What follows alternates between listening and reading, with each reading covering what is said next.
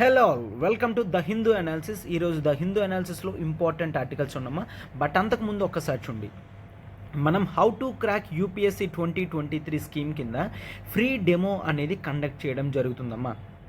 ఏంటి by LTX Hyderabad faculties, ఓకేనా. So నేను కూడా ఇక్కడే ఉంటాను అండ్ ఆ రోజు క్లాస్ అనేది మనం చెప్పడం జరుగుతుంది. సో ఉన్న ఫ్యాకల్టీస్ అందరూ కూడా మీకు క్లాసెస్ అనేవి తీసుకోవడం జరుగుతుంది.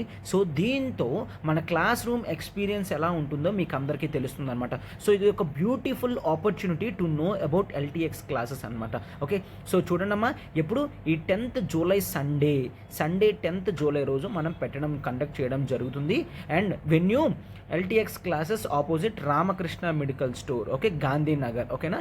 సో అయితే మార్నింగ్ 10 AM ఈ జూలై 10th 10 AM మీరు అందరూ కూడా రండమ్మా, ఓకేనా. సో నేను కూడా ఉంటాను, మీరు నాతో మాట్లాడచ్చు అండ్ క్లాసెస్ అనేవి మీరు డైరెక్ట్గా లైవ్లో ఎట్లా ఉంటుందో మీకు అర్థమవుతుందన్నమాట. సో ఎందుకంటే మనం కొత్త బ్యాచెస్ అనేవి స్టార్ట్ చేస్తున్నాం కాబట్టి with life time validity fee అది కూడా మనం కేవలం 70,000 రూపీస్తోనే, అండ్ అది కూడా ఈఎంఐ 5,000 per month కడుతూ మీరు క్లియర్ చేయొచ్చు అనమాట.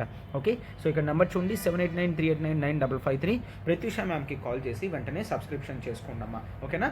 అయితే ఇక్కడ చూడండి అమ్మా, మనం ఎల్టీఎక్స్ క్లాసెస్ యూపీఎస్సీ ఇన్ఫినిటీ కొత్త బ్యాచెస్ చెప్పాను కదా స్టార్ట్ అవుతుందని.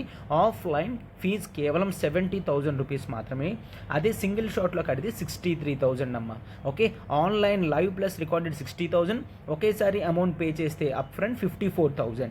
ఓకే, అండ్ అదే ఈఎంఐ అయితే 50,000, అప్ ఫ్రంట్ అయితే 45,000 అమ్మ. ఓకే, మనకు ప్రతిదీ కూడా లైఫ్ టైం వ్యాలిడిటీతో వస్తుంది. లైఫ్ టైం వ్యాలిడిటీతో రావడం వలన మీకు ఎప్పుడు కావాలనుకున్నా మన సర్వీస్ అనేది మీరు యూస్ చేసుకోవచ్చు అనమాట. అండ్ చూడండి, ఈఎంఐ 5,000 per month కడుతూ మనం క్లియర్ చేయొచ్చు. ఓకే, 5,000 per month కడుతూ లైఫ్ టైం వ్యాలిడిటీతో మనకు వస్తుంది. ఓకే, లైఫ్ టైం వ్యాలిడిటీతో మనకు వస్తుంది. అండ్ ఇక్కడ చూడండి, ఈ ఆఫర్స్ కూడా 15th జూలై వరకు మాత్రమే. ఓకే, వెంటనే ఇక్కడ నెంబర్ చూడమ్మా 7893899553. ప్రత్యూష మ్యామ్కి కాల్ చేసి వెంటనే సబ్స్క్రిప్షన్ తీసుకున్నామా. Okay, to everyone, welcome to LTX classes. ఈరోజు ద హిందూ అనాలిసిస్లో ఇంపార్టెంట్ ఆర్టికల్స్ డిస్కస్ చేద్దామా. డేట్ 06/7/2022 ఆర్టికల్స్ అన్నీ డీల్ చేస్తుంది శ్రీనివాస్. సో ఇంకెందుకు లేట్, మనం ఆర్టికల్స్ అన్నీ నీట్గా 1 by 1 డీటెయిల్డ్గా చూద్దాం. చూడండి అమ్మా. సో ముందుగా మనం ఈరోజు ఆర్టికల్స్ టు బి ఎక్స్ప్లోర్డ్ ఏంటో చూడమ్మా. ఇంపార్టెంట్ కావాల్సిన ఆర్టికల్స్ అన్నీ కూడా తీసుకోవడం జరిగింది. చూడండి, centre to soften punitive steps in environment case, ఓకేనా. So environment case centre measures తీసుకుంది అని చూడడం జరిగింది. సో ఇది తీసుకుంటున్నాం. నెక్స్ట్, హ్యాండ్ కఫింగ్ a judicial tap and the long arm of law అని చెప్పడం జరిగింది. ఓకే, అండ్ నెక్స్ట్ చూడండి, helping Sri Lanka more meaningfully. Okay, శ్రీలంకకి మరింత హెల్ప్ఫుల్ అనేది ఉండాలి ఇండియా అని చెప్తున్నారనమాట. సో ఆర్టికల్ బాగా నీట్గా చూద్దాం. And next, panel suggest increasing tenure of house committees. Okay, so article అక్కడ పాలిటీ పర్స్పెక్టివ్లో చూద్దాం. Next, centre asks states to boost paddy sowing అనేది పెంచమంటున్నారనమాట. And next, navy eyes government route to buy carrier based jet. Okay, carrier based jets అంటే ఏంటి అదంతా కూడా మనం ఆర్టికల్లో చూద్దాం, ఓకేనా. సో ఈ ఆర్టికల్స్ అన్నీ నీట్గా ఈరోజు కవర్ చేద్దాం. 1 by 1 క్లియర్గా చూడండి అమ్మా. అండ్ మనం ఎల్టీఎక్స్ క్లాసెస్ నుంచి యూపీఎస్సీ ఇన్ఫినిటీ ఫర్ వర్కింగ్ ప్రొఫెషనల్స్కి స్పెసిఫిక్గా లాంచ్ చేయడం జరుగుతుందమ్మా. వర్కింగ్ ప్రొఫెషనల్స్ ఎవరైతే ఉంటారో వాళ్ళు మండే టు ఫ్రైడే బిజీ ఉంటారు కాబట్టి సాటర్డే సండే మీ గురించి ఎక్స్క్లూజివ్ లైవ్ క్లాసెస్ అనేది వీకెండ్స్లో తీసుకోవడం జరుగుతుంది. ఓకే, అండ్ న్యూ బ్యాచ్ అనేది August 1st నుంచి స్టార్ట్ అవుతుందమ్మా. 1st August నుంచి కొత్త బ్యాచ్ అనేది స్టార్ట్ అవుతుంది. ఇక్కడ చూడండి, మనకి general studies prelims plus mains CSET cover అవుతుంది. Test series prelims plus mains cover అవుతుంది. Daily current affairs plus answer writing అనేది మీకు కవర్ అవుతుంది అనమాట. జస్ట్ కేవలం మీరు 60,000 పేమెంట్తో, అది కూడా మంత్లీ 5,000 per month ఈఎంఐతో మీరు స్టార్ట్ అవ్వచ్చు అనమాట. అండ్ దీంతో మీకు complimentary access to APSC TSPSC group 1 SSC CGL and IBPS RBI grade B మీకు ఉండడం జరుగుతుంది. ఓకే, సో మీకు ఇక్కడ లైఫ్ టైం వ్యాలిడిటీ అనేది ఉంటుందమ్మా. లైఫ్ టైం వ్యాలిడిటీ ఉంటుంది. సో ఇక్కడ నెంబర్ చూడండి 7893899553. ఓకే, సో ఇక్కడ నెక్స్ట్ ఉన్నమా UPSC infinity for college students అనేది మనం చూస్తాం. ఫర్ కాలేజ్ స్టూడెంట్స్ మనం యూపీఎస్సీ ఇన్ఫినిటీ చూస్తాము. అండ్ నెక్స్ట్ చూడండి, కొత్త బ్యాచ్ అనేది August 1st నుంచి స్టార్ట్ అవుతుందమ్మా. 1st నుంచి కొత్త బ్యాచ్ స్టార్ట్ అవుతుంది. చూడండి, ఫస్ట్ ఇయర్లో మీకు essential skills like art of note making కానీ, art of reading newspaper, art of revision cover చేయడం జరుగుతుంది. అండ్ బేసిక్స్ ఆఫ్ కాన్సెప్ట్స్ అనేది మీకు కవర్ చేయడం జరుగుతుంది. లైక్ ఎన్సీఆర్టీస్ కవర్ అవుతాయి, టెస్ట్ మాడ్యూల్స్ మీకు ఉంటుంది, అండ్ కరెంట్ అఫైర్స్ ఇంపార్టెంట్ అన్నీ కూడా డిస్కషన్ చేయడం జరుగుతుంది. అండ్ మీరు కూడా దాంట్లో పార్టిసిపేట్ చేస్తారనమాట. సో దీంతో మనం క్లియర్గా సెపరేట్గా డెడికేటెడ్ పర్సనాలిటీ డెవలప్మెంట్ క్లాసెస్ కూడా ఉంటాయమ్మా. లైక్ కమ్యూనికేషన్ స్కిల్స్ కానీ, ఇంటర్వ్యూ గ్రూప్ డిస్కషన్స్ కానీ అన్నీ ఉంటాయి. ఇవన్నీ కూడా మనం under the guidance of Suresh sir మనం లాంచ్ చేస్తున్నాం. అండ్ మీకు డెడికేటెడ్గా సెకండ్ ఇయర్లో ఆప్షనల్ ప్లస్ సీసెట్ కవర్ అవుతుంది. అండ్ థర్డ్ ఇయర్లో మీకు రెగ్యులర్ యూపీఎస్సీ ఇన్ఫినిటీకి అప్గ్రేడ్ అవుతారు. ఓకే, రెగ్యులర్ యూపీఎస్సీ ఇన్ఫినిటీకి అప్గ్రేడ్ అవుతారు విత్ లైఫ్ టైం వ్యాలిడిటీ మీకు ఉంటుందన్నమాట.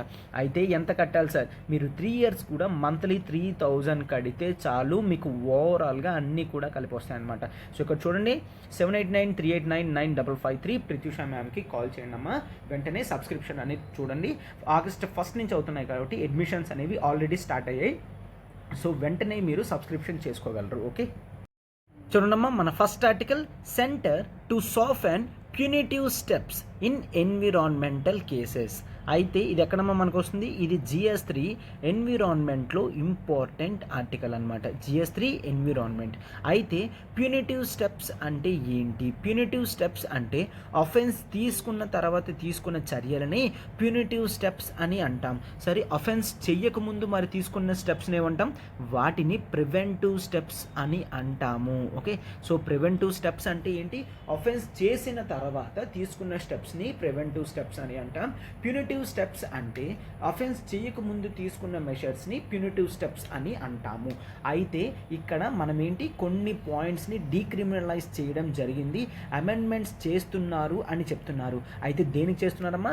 ఎన్విరాన్మెంటల్ ప్రొటెక్షన్ యాక్ట్ 1986 అనేది మనకు ఉంటుంది, దాన్ని మనం చేంజ్ చేస్తున్నాము అనమాట. ఓకే, సో అయితే ఫస్ట్ దాన్ని చేంజ్ చేసే ముందు అసలు దాంట్లో ఉన్న మెయిన్ ప్రొవిజన్స్ ఏంటో చూస్తే, ఇప్పుడు అమెండ్మెంట్స్ అనేవి తీసుకొని వద్దాం అనుకుంటున్నారు. యాజ్ ఆఫ్ నౌ సజెషన్స్ అనేవి ఉన్నాయి అన్నమాట. ఓకే, అయితే మనం ఇప్పుడు వాటి గురించి క్లియర్గా చూద్దాం. ఈ environmental protection act parent act అయిన 1986ని చూద్దాం. చూడండి అమ్మ ఒక్కసారి. అయితే ఎన్విరాన్మెంట్ గురించి చూసే ముందు ఎన్విరాన్మెంటల్ కన్సర్న్స్ అనేవి వరల్డ్ లెవెల్లో 1972లో ఫస్ట్ టైం ఒక కాన్ఫరెన్స్ పెట్టుకొని మాట్లాడారమ్మా. దాన్ని UN conference on human environment అని పెట్టుకోవడం జరిగింది. ఫస్ట్ టైం మన వాళ్ళందరూ కూడా వరల్డ్ లెవెల్లో కంట్రీస్ అన్నీ కూడా యాక్సెప్ట్ చేస్తున్నాయి. ఏంటి? క్లైమేట్ చేంజ్ అనేది జరుగుతుంది, మనం దాన్ని నివారించకపోతే క్లైమేట్ చేంజ్లో వచ్చే ఎఫెక్ట్స్తో మనందరం కూడా లాస్ అవ్వాల్సింది అని యాక్సెప్ట్ చేశారు.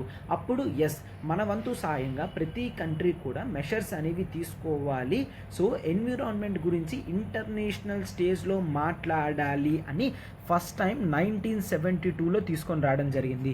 అంతకు వరకు కూడా ఇంటర్నేషనల్ లెవెల్స్లో కేవలం పొలిటికల్ ఇష్యూస్ కానీ ఎకనామిక్ ఇష్యూస్ గురించి మాత్రమే డిస్కస్ చేస్తున్నారు. బట్ ఎప్పుడూ కూడా ఎన్విరాన్మెంటల్ పర్స్పెక్టివ్ గురించి ఇంటర్నేషనల్ లెవెల్లో ఎప్పుడు డిస్కస్ చేయలేదమ్మా. ఫస్ట్ టైం 1972లో UN కాన్ఫరెన్స్ ఆన్ హ్యూమన్ ఎన్విరాన్మెంట్లో చూసాం.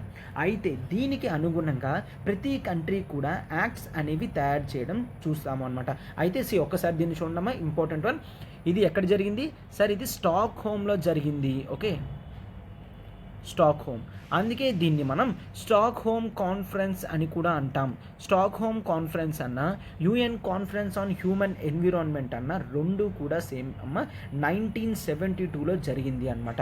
ఓకే, సో దానికి అనుగుణంగా ఇండియాలో మనం ఏం చూస్తాం? ఒక యాక్ట్ అనేది తీసుకొచ్చాం. ఇప్పుడు 1986లో, that is our present environment protection act. అయితే పేరులోనే మనం క్లియర్గా పెట్టామమ్మా, మనం దేన్ని ప్రొటెక్షన్ చేస్తున్నాం?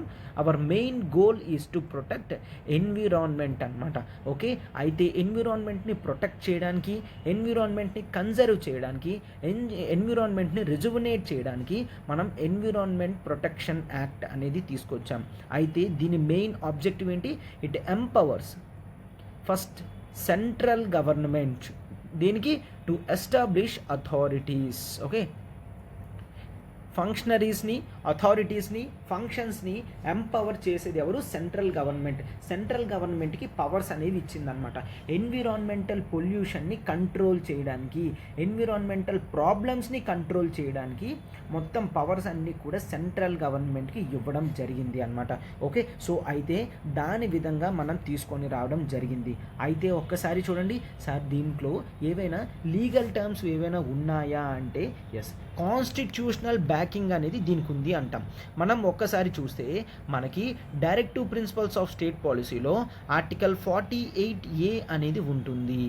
Article 48A. ఆర్టికల్ 48A ప్రకారం మనం ఏంటి, ఎన్విరాన్మెంట్ని కన్జర్వ్ చెయ్యాలి అని పెట్టుకోవడం జరిగింది అనమాట. ఓకే, ఎన్విరాన్మెంట్ని కన్జర్వ్ చెయ్యాలి అని పెట్టుకుంటాం. అండ్ నెక్స్ట్ ఒక్కసారి చూస్తే మనకి ఆర్టికల్ 51A ఫండమెంటల్ డ్యూటీస్ ఉంటాయి. ప్రతి ఒక్కరికి కూడా every citizen shall protect the environment అని మనం ఏం పెట్టుకోవడం జరిగింది, fundamental duties. Every citizen shall protect. Okay, so ప్రతి ఒక్కరి బాధ్యత అనమాట, కేవలం ఏ ఒక్కరిదే కాదు, ప్రతి ఒక్కరి బాధ్యతగా మనం చూస్తాము. ఓకేనా, సో ఈ విధంగా మనం జనరల్గా చూస్తామన్నమాట. అయితే ఇప్పుడు ఈ ఎన్విరాన్మెంటల్ ప్రొటెక్షన్ యాక్ట్ యొక్క మెయిన్ సేలియన్ ఫీచర్స్ ఏంటో చూడండమ్మా ఒక్కసారి జాగ్రత్తగా.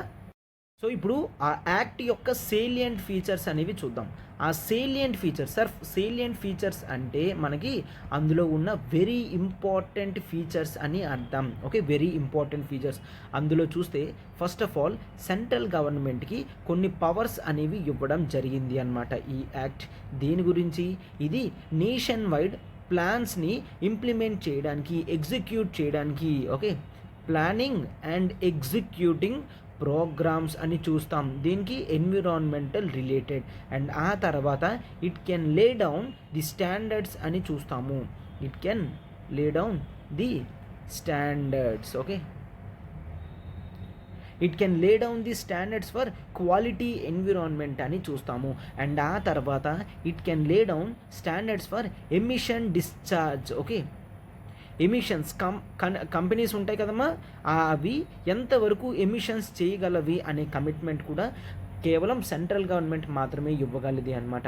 ఓకే, ప్రొహిబిషన్ కానీ, క్లోజర్ కానీ, రెగ్యులేషన్ కానీ అన్నిటికీ కూడా ఇది మాత్రమే చూడగలది అని మనం చూస్తాము. ఈ యాక్ట్లో ఇంకా మరికొన్ని సేలియన్ ఫీచర్స్ ఏంటి అంటే it restricted on pollutant discharge. Okay, so pollutant discharges అనేవి ఎంత ఉండాలి అనేది ఈ ఎన్విరాన్మెంటల్ ప్రొటెక్షన్ యాక్ట్ 1986 తీసుకొని రావడం జరిగింది. And next procedural safe guards ఏవైతే ఉన్నాయో అంటే ఒక ఇండివిజువల్ ఎట్లాంటి హజార్డస్ సబ్స్టెన్సెస్ని ఎటువంటి కంప్లైంట్స్తో వాటిని సేఫ్గా ఇవ్వాలి ఆర్ సేఫ్గా పెట్టాలి అనేది కూడా ఇందులో చెప్పడం జరిగింది అనమాట. ఓకే, అండ్ ఇన్స్పెక్షన్స్కి కొంతమంది అథారిటీస్ వస్తారు, సెంట్రల్ గవర్నమెంట్ వాళ్ళని పెడుతుంది అని చెప్పడం జరిగింది. అండ్ నెక్స్ట్ మరింకేంటి, it also empowered for the establishment of environmental laboratories. Okay, what is that? Environmental laboratories. Okay, environmental ల్యాబొరేటరీస్ని పెట్టడం జరిగింది అనమాట. సో సెంట్రల్ గవర్నమెంట్ ఆ విధంగా ఎన్విరాన్మెంటల్ ల్యాబొరేటరీస్ పెట్టడం జరిగింది. అండ్ గవర్నమెంట్ అనలిస్ట్ని పెడతారు అని యాక్ట్ చెప్పడం జరిగింది అనమాట. Government analyst. Okay, so government అనలిస్ట్ని పెడతారు అని వాళ్ళే చెప్పడం జరిగింది. అండ్ ఒక్కసారి చూడండమ్మా, ఎవరైతే అఫెన్స్ చేస్తారో వాళ్ళకి పెనాల్టీస్ అనేవి ఇవ్వడం జరుగుతుంది. ఓకే, సో పెనాల్టీస్ అనేవి ఇవ్వడం జరుగుతుంది అఫెన్సెస్ చేసిన వాళ్ళకి. ఓకే, అయితే పనిషబుల్ అఫెన్స్ ఏదైతే ఉందో దాన్ని up to 5 years. Okay, imprisonment అయితే up to 5 years or a fine up to 1 lakh. Okay, 1 lakh rupees అయినా అప్ టు 5 years జైలు శిక్ష అయినా రెండు కలిపైనా కూడా ఇవ్వచ్చు అనమాట. ఎవరైతే ఇందులో చెప్పిన కంప్లైంట్స్ మెషర్స్ అన్నీ పాటించరో వాళ్ళకి ఖచ్చితంగా పెనాల్టీస్ అనేవి పడతాయి అని చెప్పడం జరిగింది. అండ్ నెక్స్ట్ అఫెన్సెస్ ఏవైతే కంపెనీస్ చేస్తారో వాటి గురించి లిస్ట్ ఇవ్వడం జరిగింది. అంటే అట్లా చేస్తే అవి కంపెనీ అఫెన్సెస్ చేసినట్టు అని క్లియర్గా చెప్పడం జరిగింది అనమాట. అండ్ నెక్స్ట్ దీన్ని ఎట్లా చెప్పడం జరిగింది, దీంట్లో కొన్ని ఓకే ఈ అఫెన్సెస్ అన్నిటినీ కూడా కాగ్నిజబుల్ అఫెన్స్ అని అంటారు. Okay, cognizable offence. Cognizable offence అంటే ఇక్కడ తప్పు చేశారు అని ప్రూఫ్తో మనం వెళ్ళవసరం లేదనమాట. ఆల్రెడీ మీరు తప్పు చేశారు అంటే వెంటనే ఇంకా మిమ్మల్ని అరెస్ట్ చేయడానికి ఉంటుంది. మళ్ళీ స్పెషల్గా మ్యాజిస్ట్రేట్ దగ్గరికి వెళ్ళి మీ దగ్గర అరెస్ట్ వారెంట్ తీసుకొని రావాల్సిన అవసరం పోలీసులకి లేదనమాట. ఎవరైతే మెషర్స్ చేయాల్సినవి చెయ్యరో వెంటనే దీని కింద పెనాల్టీస్ అనేవి వేస్తారు అండ్ జైల్లో కూడా పెట్టడం అనేది జరుగుతుంది అనమాట. ఓకే, సో అందుకనే కాగ్నిజబుల్ అఫెన్స్ అంటాం. కాగ్నిజబుల్ అఫెన్స్ అంటే అరెస్ట్ వారెంట్ అనేది అవసరం లేదు అని మీనింగ్ అనమాట. ఓకే, సో పెట్టినప్పుడే దీంట్లో క్లియర్గా ఉండడం జరిగింది. ఏంటి కొన్ని అట్లా ఇంప్లిమెంట్ చేస్తున్నప్పుడు కొన్ని డ్రాబ్యాక్స్ కూడా ఉన్నాయమ్మా. డ్రాబ్యాక్స్ అంటే దీంట్లో ఉన్న మిస్టేక్స్ అనేవి ఉన్నాయి. అయితే ఆ డ్రాబ్యాక్స్ ఏంటో కొన్ని చూద్దాం, చూడండి. ఆ తర్వాత మనం ఆర్టికల్లో ఏదైతే చెప్తున్నాడో దాని గురించి మనం చూద్దాం. ఓకే, సో డ్రాబ్యాక్స్ ప్రకారం ఇక్కడ మనం అబ్జర్వ్ చేస్తే క్లియర్గా ఇది కంప్లీట్ సెంట్రలైజేషన్ కింద వెళ్తుంది. అవునా, సెంట్రలైజేషన్ అనేది ఓవర్గా అవుతుంది అని చూస్తాము. అండ్ ఆ తర్వాత యాక్ట్లో ఎక్కడా కూడా పబ్లిక్ పార్టిసిపేషన్ అనేది లేదు. పబ్లిక్ పార్టిసిపేషన్ అనేది లేదు. అవునా, no public participation, right. So and next మనం జనరల్గా చూస్తే పొల్యూటెంట్స్ ఏవైతే ఉన్నాయో వాటిని కంప్లీట్గా కవర్ చేయలేదన్నమాట. అంటే ఏంటి, పొల్యూషన్ అంటే ఎన్విరాన్మెంటల్ పొల్యూషన్ అట్లానే చూస్తున్నారు తప్ప నాయిస్ పొల్యూషన్ కానీ ఈ మోడర్న్ పొల్యూషన్స్ ఏవైతే ఉన్నాయో అవేవి కూడా అప్పుడు క్రియేట్ చేయలేదన్నమాట. ఎందుకు, అవి 1986లో కదమ్మా యాక్ట్ వచ్చింది. సో అందుకని దానికి స్పెషల్గా ఏమాత్రం కూడా పెట్టలేదు. ఓకే, సో దీని గురించి మనం చూడడం జరుగుతుంది. Environmental protection act 1986. అయితే ఇప్పుడు ఈ ప్రొవిజన్స్ని కొన్ని ఎన్విరాన్మెంటల్ ప్రొటెక్షన్ యాక్ట్లో అమెండ్మెంట్ చేస్తూ కొన్ని పనిష్మెంట్స్ ఏవైతే ఉన్నాయో వాటిని తగ్గించడం అనేది జరుగుతుంది అన్నమాట. ఓకే, సో అయితే ఇప్పుడు కొత్తగా ఉన్న యాక్ట్లో ఏమున్నాయో చూడండి. సో ఇవన్నీ కూడా అమెండ్మెంట్స్లో డిస్కస్ చేయడం జరుగుతుంది. అమెండ్మెంట్స్లో ఏంటి, ఇంతవరకు కూడా మనం చిన్న చిన్న పనిష్మెంట్స్కి జైలు శిక్ష అనేది వేసేవాళ్ళం. అయితే ఇప్పుడు జైలు శిక్ష అనేది లేదనమాట. కేవలం మైనర్ వైలేషన్స్ అంటే చిన్న చిన్న మిస్టేక్స్కి మనం జైల్లో పెట్టము. కేవలం ఏదైతే పెనాల్టీస్ ఉన్నాయో పెనాల్టీస్ మాత్రమే విధిస్తాము. ఏ పెనాల్టీస్ అమ్మా, క్యాష్. మీరు పెనాల్టీ క్యాష్లో కడతారు కదా, దాన్ని మాత్రం 500 టైమ్స్ ఇంక్రీజ్ చేయడం జరిగిందమ్మా. 500 టైమ్స్. సో అయితే ఇక్కడ ఏంటి, మైనర్ వైలేషన్స్లో నో ఇంప్రిజన్మెంట్, గుర్తుంచుకోండి. So no imprisonment, cash 500 times punishment అన్నమాట. సో ఈ విధంగా పెట్టడం జరుగుతుంది. అండ్ నెక్స్ట్ మీరు ఒక్కసారి చూస్తే ఎవరైతే వైలేట్ అవుతారో, సో ఒక్కసారి చూడండి మీకు క్లియర్గా అర్థమవుతుంది. ఎంతవరకు కూడా 1 lakh ఉండేది కదా, సో ఆ 1 lakhని దీన్ని మనం టోటల్గా తీసేయడం జరిగింది. ఓకే, సో అయితే ఇక్కడ ఏంటి, మైనర్ వైలేషన్స్కి ఏమీ ఉండవు, బట్ మేజర్ వైలేషన్స్ మాత్రం అవి కంటిన్యూ అవుతాయన్నమాట. అండ్ జనరల్గా అవి కంటిన్యూ ఎవరైతే ఇంకా మళ్ళీ కంటిన్యూగా చేస్తూ ఉంటారో వాళ్ళకి డైలీ బేసిస్ మీద ₹5,000 వేయడం జరుగుతుంది. సార్ అంటే మైనర్ వైలేషన్స్కి జైలు శిక్ష లేదు, క్యాష్ పనిష్మెంట్ ఇచ్చినప్పుడు 500 టైమ్స్ ఇస్తాము. Yes, you are right. అయితే మేజర్ వైలేషన్స్కి జైలు శిక్ష ఉందా? ఎస్ ఉంది. సార్ ఎంతవరకు? పాత యాక్ట్లో మనం ఏం చూసాం, 5 years కదా, అదే ఇప్పుడు యాక్ట్లో కూడా 5 years చూసాము. And punishment sir 1 lakh. Okay, punishment అనేది 1 lakh అని చూస్తాము. అండ్ ఇదే కాదు, అది పనిష్మెంట్స్ తీసుకుంటూ మళ్ళీ వైలేషన్స్ చేస్తే డైలీ బేసిస్ మీద ₹5,000 కూడా ఎక్స్ట్రా వేయడం జరుగుతుంది అని మనం చూస్తాము అనమాట.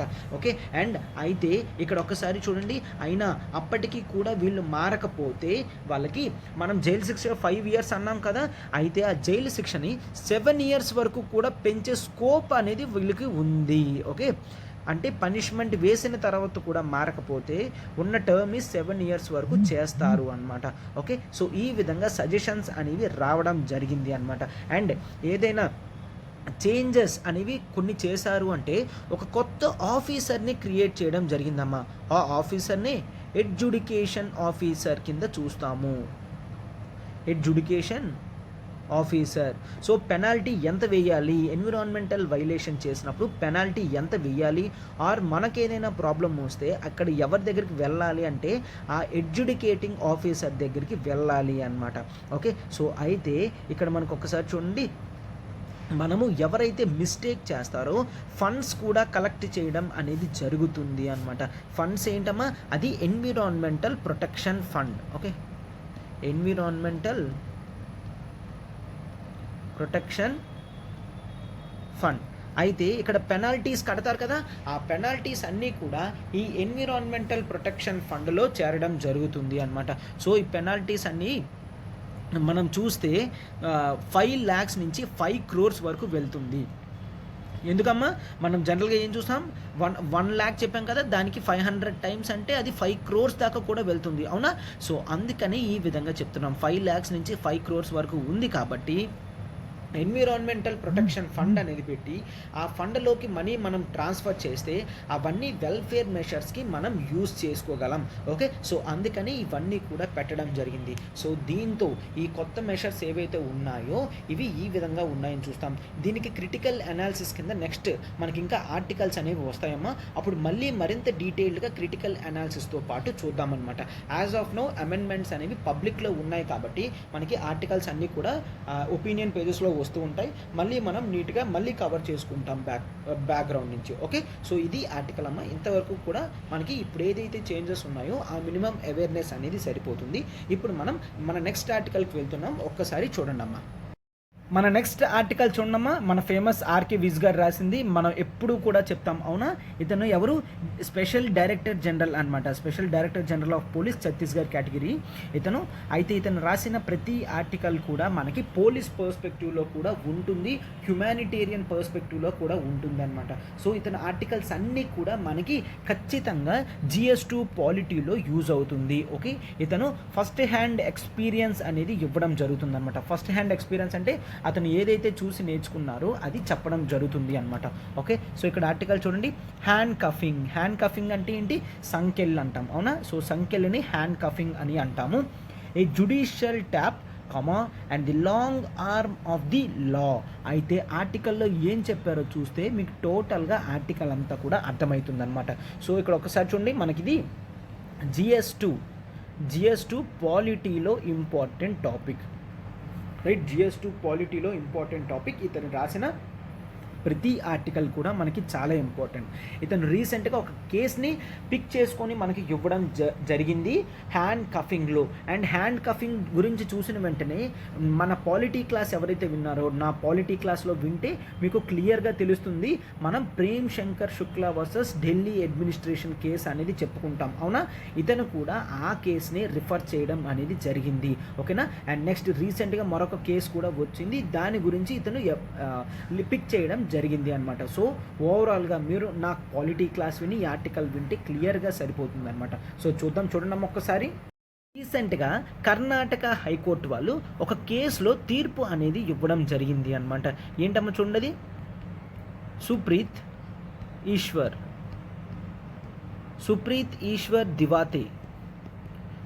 Eshwar Divate versus state of Karnataka అనమాట. అయితే ఇక్కడ రీసెంట్గా ఏం చూస్తాం, పోలీసులు వాళ్ళు ఈ సుప్రీత్ ఈశ్వర్ దివాతే వాళ్ళని సంకెళ్ళు వేయడం జరిగింది అనమాట. అంటే ఏంటి? హ్యాండ్ కఫింగ్ అనేది చేయడం జరిగింది. Hand cuffing. అయితే హ్యాండ్ కఫింగ్ చేశారు పోలీసులు అని చెప్పి వాళ్ళు ఎటువంటి రీజన్స్ కూడా పోలీస్ కేస్ డైరీలో పెట్టలేదు. యాక్చువల్లీ ఏమవుతుందమ్మా, హ్యాండ్ కఫింగ్ చేసినప్పుడు సుప్రీంకోర్టు ఇచ్చిన సూచనల ప్రకారం ప్రతిసారి ఖచ్చితంగా హ్యాండ్ కఫింగ్ చేయాల్సిన రీజన్స్ ఏంటో మెన్షన్ చేసిన తర్వాత మాత్రమే ఆ వ్యక్తికి సంకెళ్ళు అనేవి వేయాలన్నమాట. నార్మల్గా హ్యాండ్ కఫింగ్ అనేది చేయకూడదు. ఎందుకు? ఇన్ జనరల్గా చూసిన మనం ఆల్రెడీ మన పాలిటీ క్లాస్లో డిస్కస్ చేసాం. ఏంటని? హ్యాండ్ కఫింగ్ వేసాము అంటే అది మన ఆర్టికల్ 21ని వైలేట్ చేస్తుంది. ఆర్టికల్ 21 అంటే ఏంటి? Freedom of life and personal Liberty.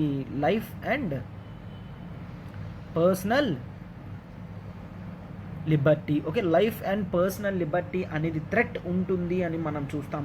So okay కదా? సో అందుకనే అండ్ ఇక్కడ చూడండి, ఇక్కడ హ్యాండ్ కఫ్ చేసినందుకు పనిష్మెంట్ అనేది పోలీస్ వాళ్ళకి ఇవ్వడం జరిగింది. ఎంత వేశారు?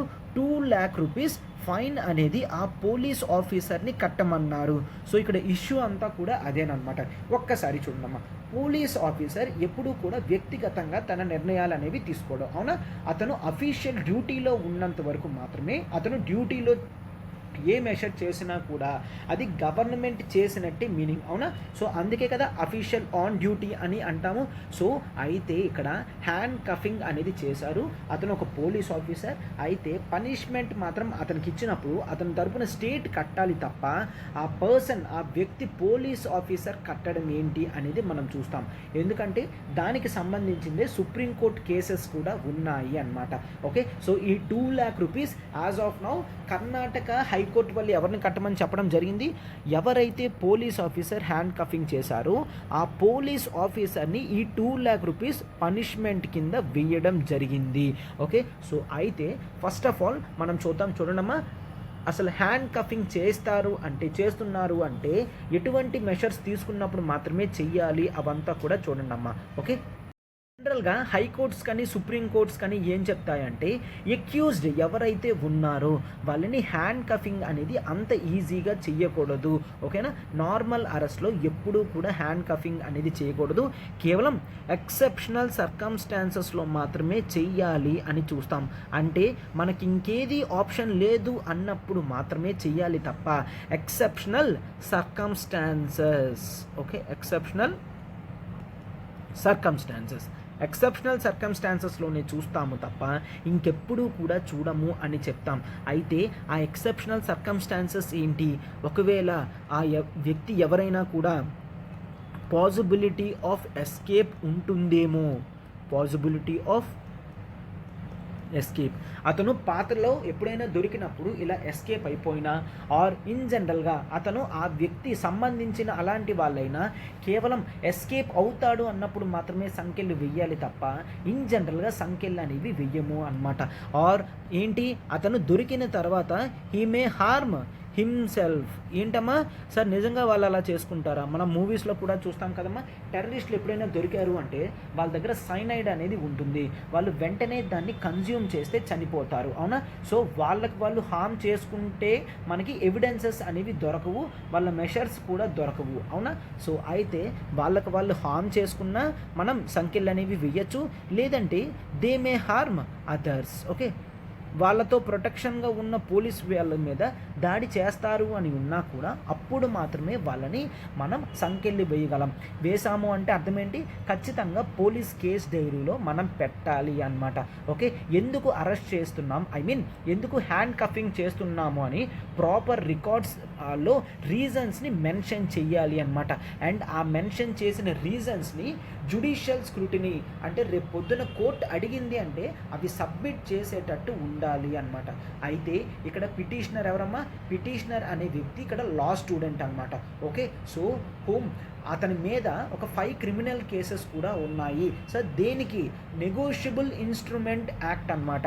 అంటే చెక్ బౌన్సెస్ కేసెస్ అనేవి ఉన్నాయి. మెయిన్లీ నెగోషియబుల్ ఇన్స్ట్రుమెంట్స్ యాక్ట్ 1881 ప్రకారం చెక్ బౌన్సెస్ కేసెస్ అయితే అవి క్రిమినల్ కేసెస్ అవుతాయి అన్నమాట. సో దాంతో నాన్ బెయిలబుల్ అరెస్ట్ వారెంట్ కూడా ఇవ్వచ్చు. ఇక్కడ అదే జరిగింది. నాన్ బెయిలబుల్ అరెస్ట్ వారెంట్ పట్టుకు వెళ్ళి అతన్ని తీసుకొని రావడం జరిగింది, హ్యాండ్ కఫ్స్ వేశారు అన్నమాట. సో ఇప్పుడు ఇష్యూ అంతా కూడా హ్యాండ్ కఫ్స్ వేశారు, ఆ వ్యక్తి కోర్టులో కేసు వేయడం జరిగింది, కోర్టు ఈ విధమైన తీర్పు అనేది ఇచ్చింది అన్నమాట. అయితే ఇక్కడ జనరల్గా చూస్తే లీగల్గా మనము హ్యాండ్ కఫింగ్ ఎప్పుడు వేయాలి అనేది చూస్తాం, అవునా. సో అయితే మరికొన్ని రీజన్స్ ఏంటి అంటే ఎప్పుడైతే ఆ ఎక్యూజ్ని అరెస్ట్ చేస్తామో అప్పుడు ఆ వ్యక్తికి మనం హ్యాండ్ కఫింగ్ అనేవి వేయచ్చు, ఆర్ మ్యాజిస్ట్రేట్ ముందు ప్రొడ్యూస్ చేస్తున్నప్పుడు హ్యాండ్ కఫింగ్ వేయచ్చు. Under trial, okay, under trial TRIAL అమ్మ. ఓకే, అండర్ ట్రయల్లో ఉన్నప్పుడు మనం హ్యాండ్ కఫింగ్ అనేది వేయచ్చు. అంటే ప్రాసిక్యూషన్ అనేది జరుగుతుంది, అలాంటప్పుడు మనం వేస్తాము. అండ్ ఆ తర్వాత జైలు నుంచి కోర్టు నుంచి జైలుకి తీసుకెళ్లే టైంలో అతనికి మనం హ్యాండ్ కఫింగ్ అనేది వేస్తాము అన్నమాట. అయితే ఈ హ్యాండ్ కఫింగ్ ఎప్పుడు వేయచ్చు, ఆ స్పెషల్ సర్కమ్స్టాన్సెస్ అవన్నీ కూడా ఎక్కడ డిస్కస్ చేయడం జరుగుతుందమ్మా చూడండి ఒకసారి. ప్రేమ్ శంకర్ శుక్లా మన పాలిటీ క్లాస్లో ఆల్రెడీ మనం చూసుకున్నాం, అవునా. ప్రేమ్ శంకర్ శుక్లా వర్సెస్ ఢిల్లీ అడ్మినిస్ట్రేషన్, అవునా? Prem Shankar Shukla versus Delhi administration. అయితే ఈ కేసులో ఏంటి, సర్కమ్స్టాన్సెస్ ఏవైతే ఉంటాయో వాటి గురించి పెట్టడం జరిగింది అనమాట. ఆ కొన్ని ఎక్సెప్షనల్ సర్కమ్స్టాన్సెస్లో మాత్రమే, ఆ ఎక్స్ట్రీమ్ మెషర్స్లో మాత్రమే, అంటే అతను ఎస్కేప్ అవ్వకుండా ఉండడానికి, అటువంటి టైంలోనే మనం అరెస్టీని ఎవరైతే ఉన్నారో, ఎవరినైతే అరెస్ట్ చేస్తున్నామో వాళ్ళకి మనం సంకెళ్ళు అనేవి వేస్తాము తప్ప జనరల్గా సంకెళ్ళు అనేవి వెయ్యకూడదు అని చూస్తాము. ఓకేనా? సో ఇంకా కేసులో చెప్పడం ఏదైతే ఉంది అంటే, ఒకవేళ చూడండి, ఆ వ్యక్తికి ఒకవేళ ఎక్స్ట్రా సెక్యూరిటీ అనేది పెడితే అతను ఎస్కేప్ అవ్వడానికి ఛాన్స్ ఉండదు అంటే ఎక్స్ట్రా సెక్యూరిటీ అనేది పెట్టాలి, కానీ ఫస్ట్గా హ్యాండ్ కఫ్ అనేది వేయకూడదు అని చెప్తున్నారు అనమాట. అంటే అర్థమవుతుందా? ఈవెన్ మీరు కావాలంటే ఎక్కువ పోలీస్ ఆఫీసర్స్ని పెట్టండి తప్ప హ్యాండ్ కఫ్స్ అనేవి వేయకూడదు. పోలీస్ ఆఫీసర్స్ని పెట్టే బాధ్యత మీ మీద ఉంటుంది. హ్యాండ్ కఫ్స్ వేస్తే ఆర్టికల్ 21 అనేది వైలేట్ అవుతుంది అని మనం చూస్తాము అనమాట. సో అయితే ఇక్కడ చూడండి, మెయిన్ మనం ఏం చూసాం, కేసు అంతా కూడా కంపెన్సేషన్ గురించి అని అన్నాను, అవునా? అయితే ఆ కంపెన్సేషన్ గురించి ఒకసారి చూడండి అమ్మా. ఓకే, సో అయితే చూడండి, కోర్టు చాలాసార్లు చెప్పింది హ్యాండ్ కఫింగ్ వేస్తున్నారు అంటే ఆ రీజన్స్ ఫర్ హ్యాండ్ కఫింగ్ అనేది ఖచ్చితంగా మీరు రైటింగ్లో పోలీస్ కేస్ డైరీలో మెన్షన్ చేయాల్సి ఉంటుంది. అండ్ అవి మెన్షన్ చేసినవి జ్యుడిషియల్ స్క్రూటినీగా ఉంటాయి, అంటే జ్యుడిషియరీ ఎప్పుడైనా కూడా చెక్ చేయొచ్చు. ఓకే, సుప్రీంకోర్టు కూడా అండర్ ట్రయల్ ప్రిజనర్స్కి ఎటువంటి టైంలో సంఖ్యలు అనేవి వెయ్యాలి అని చెప్పడం జరిగింది అన్నమాట. ఓకే, అయితే ఏదైనా వ్యక్తిని మనం అరెస్ట్ చేస్తున్నప్పుడు మనం పోలీస్ కస్టడీ కానీ జ్యుడిషియల్ కస్టడీలో కానీ పెట్టడం జరుగుతుంది. Police custody or judicial custody. Police custody అంటే ఏంటమ్మా, జైల్ లాకప్లో పోలీస్ స్టేషన్లో పెడితే, పోలీస్ స్టేషన్లో పెట్టారు అంటే పోలీస్ కస్టడీ అని అంటాము.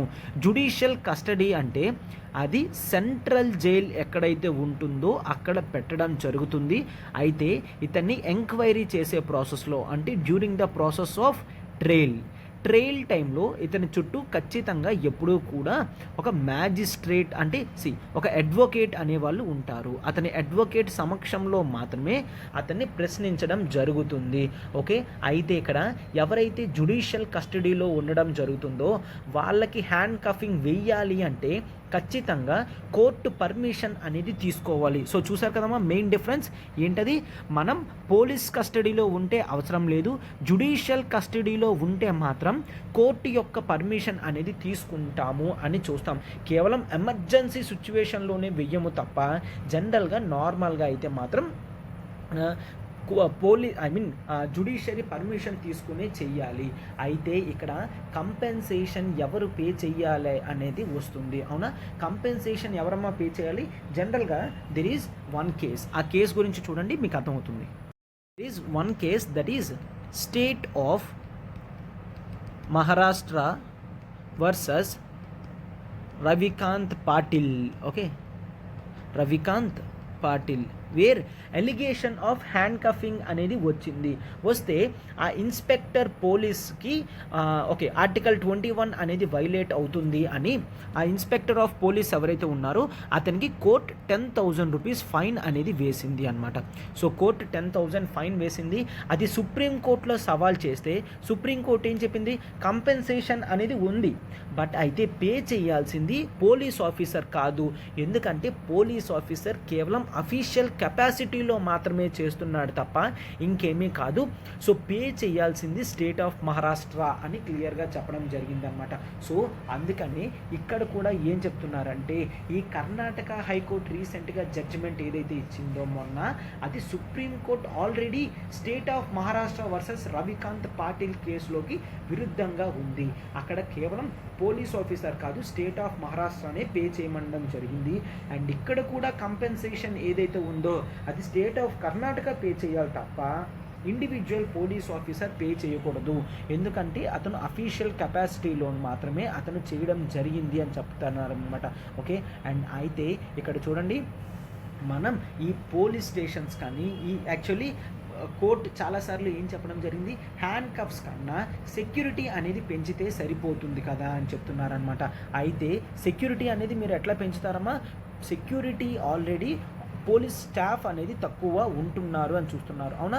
అయితే పోలీస్ స్టాఫ్ని పెంచుకోండి. రిజర్వ్ పోలీస్ వాళ్ళు ఎవరైతే ఉన్నారో వాళ్ళని ఎక్కువ యూజ్ చేసుకోండి. ఖచ్చితంగా ఈ ఎవరైతే క్రిమినల్స్ ఉంటారో వాళ్ళని ఎస్కాట్ చేస్తున్నప్పుడు ఎక్కువ మంది వెళ్ళండి అని ఇక్కడ పాసిబుల్ సొల్యూషన్స్ అనేవి చెప్తున్నారనమాట.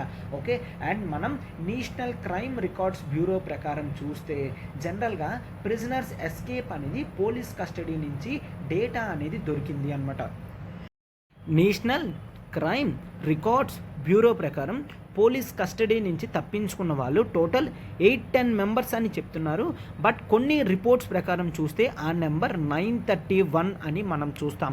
ఓకే, సో అయితే జనరల్గా చాలామంది ఈ రిజిస్ట్రేషన్ కేసెస్ అన్నీ కూడా జనరల్గా చూస్తే పోలీస్ ఆఫీసర్స్ యొక్క నెగ్లిజెన్సే కారణం అని చూస్తున్నారనమాట.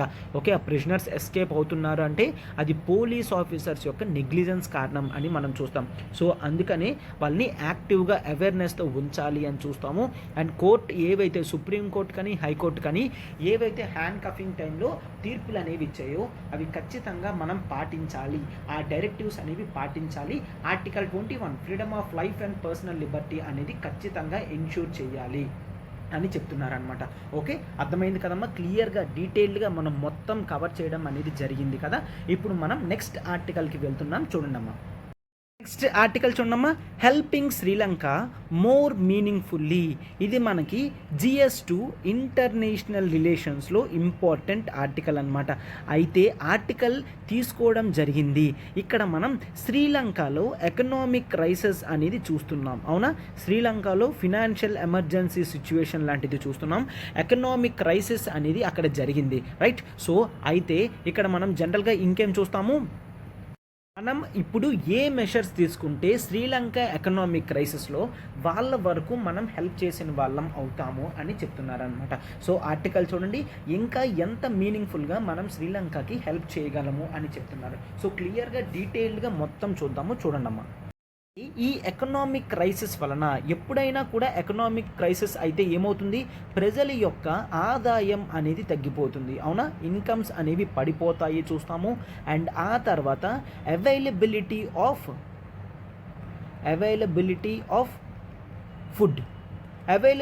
ఆఫ్ ఫుడ్ అనేది తగ్గిపోతుంది అనమాట. ఓకే, సో అయితే ఇక్కడ ఒకసారి చూడండి, అవైలబిలిటీ ఆఫ్ ఫుడ్ తగ్గిపోతుంది.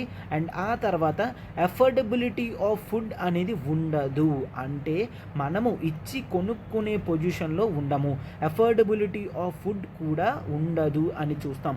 సో అండ్ ఆ తర్వాత ఈ అఫోర్డబిలిటీ ఎప్పుడైతే పోతుందో దాన్ని ఏమంటాము, ఫుడ్ ఇన్సెక్యూరిటీ అంటాము. Food insecurity. క్లియర్? అయితే ఈ ఫుడ్ ఇన్సెక్యూరిటీ ఇష్యూస్ కానీ ఈ ఇన్కమ్స్ కానీ ఎవరికి ప్రాబ్లంగా చూస్తాం, mainly the most vulnerable house హోల్డ్స్కే చూస్తాము. ఆల్రెడీ వెల్ ఆఫ్ పీపుల్ ఎవరైతే ఉంటారో వాళ్ళకి ఎటువంటి ప్రాబ్లమ్స్ కూడా ఉండవు. ఓకేనా? వెల్ ఆఫ్ హౌస్ హోల్డ్స్ వాళ్ళకి ప్రాబ్లమ్స్ ఉండవు. మోస్ట్ వల్నరబుల్కి ఇంకా ఎక్కువ ప్రాబ్లమ్స్ వస్తాయి అని చూస్తాం. ఓకే, సో అయితే మనం ఆల్రెడీ శ్రీలంకలో చూస్తే మొన్న 1980s 90s వరకు వాళ్ళకి సివిల్ వార్ అనేది జరిగింది. ఓకే, మనం ఇట్లా శ్రీలంకని చూసుకుంటే ఈ నార్త్ సైడ్లోని అండ్ ఈ ఈస్ట్ సైడ్లోని కూడా సివిల్ వార్ ఎఫెక్ట్ అనేది జరిగింది. అవునా? సో సివిల్ వార్ ఎఫెక్ట్ ఎప్పుడైతే ఉంటుందో అక్కడ అందరి ఇన్కమ్ కూడా లోగా ఉంటుంది. అండ్ ఆ తర్వాత అన్నీ కూడా వార్ ఎఫెక్టెడ్ ఫ్యామిలీస్గా చూస్తాము అన్నమాట. అంటే వాళ్ళకి క్యాపిటల్ రిసోర్సెస్ కానీ ప్రాపర్ ఎకనామిక్ రిసోర్సెస్ కానీ ఉండవు. వాళ్ళ దగ్గర క్యాష్ ఉన్నా చాలా లిటిల్ ఉంటుంది, చాలాసార్లు అసలు క్యాష్ అనేది ఉండదు. ఎక్సెప్ట్ ల్యాండ్ కొంతవరకు తప్ప ఇంకా మేజర్గా వాళ్ళ దగ్గర ఏది కూడా ఉండదు అన్నమాట. సో ఈ ప్రాబ్లమ్స్ అనేవి రావడం జరిగింది. ఓకే, అండ్ ఎక్కడైతే హౌసెస్లో చాలామంది డిజబిలిటీ పీపుల్ ఉన్నారో వాళ్ళందరి ఆదాయం పడిపోయింది. వర్కింగ్ క్లాస్ కానీ మార్జినలైజ్డ్ గ్రూప్స్ కానీ ప్లాంటేషన్ వర్కర్స్ కానీ ఎవరైతే ఉన్నారో వాళ్ళందరికీ కూడా ఇప్పుడు జనరల్గా ఏమవుతుంది, రిసోర్సెస్కి యాక్సెసిబిలిటీ లేకుండా పడిపోయింది ఈ ఎకనామిక్ క్రైసిస్ టైంలో అని చూస్తున్నాం అనమాట. సో అయితే లాంగ్ టర్మ్ స్ట్రెసెస్ అనేవి మనం సాల్వ్ చేయాలి అంటే, ఈ ఎకనామిక్ క్రైసిస్ అనేది సాల్వ్ చేయాలి అంటే మనం సస్టైనబుల్ మెషర్స్తో శ్రీలంకకి హెల్ప్ చేస్తే మాత్రమే అవుతుంది అని మనం చూస్తామన్నమాట. ఓకే, అయితే ఇంకా శ్రీలంక ఎకనామిక్ క్రైసిస్లో ఇంకేం చూసింది, తన rupee value, Sri Lankan rupee value ఏదైతే ఉందో అది పడిపోయింది. ఫారెన్ ఎక్స్చేంజ్ రిజర్వ్స్ కూడా పడిపోయింది అనమాట. అంటే కరెన్సీ అనేది పడిపోయింది. ఆ తర్వాత foreign exchange reserves, okay, foreign